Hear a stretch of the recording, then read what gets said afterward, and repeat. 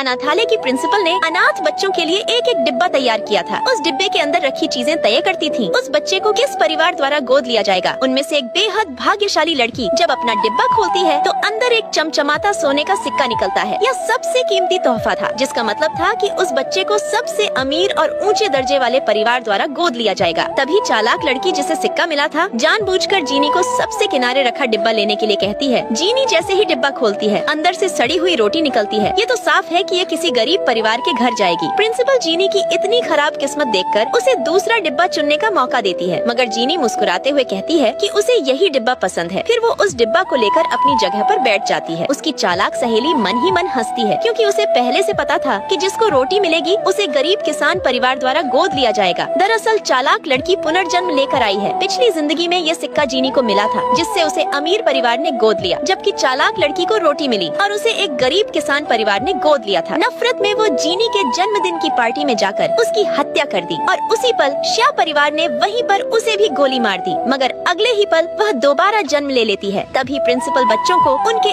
असली माता पिता से मिलवाने ले गई। चालाक सहेली ने तुरंत श्या परिवार के मालिक को पहचान लिया और बिना कुछ सुने ही उनके आगे झुककर उन्हें मम्मी पापा कहने लगी। दूसरी ओर लड़की धीरे धीरे उस किसान जैसे दिखने वाले दंपति के पास चली गई। बेटी की ऐसी आज्ञाकारिता देखकर अमीर दंपति बहुत खुश हो गए और गरीबी का नाटक और असली लगे, इसलिए बेटी को लेने ट्रैक्टर से आए थे। लेकिन जीनी फिर भी खुश थी। तभी श्या परिवार का बड़ा बेटा उसे लेने आता है और गुस्सा होकर कार में बैठने को कहता है। यहाँ तक कि बारिश से बचाने भी नहीं आता और उसे बारिश में भीगते हुए जाना पड़ता है, जबकि जीनी के परिवार वाले उसे गोद में उठाकर ले जाते हैं। सहेली जब जीनी की ओर देखती है तो उसके दिल में फिर से जलन उठती है।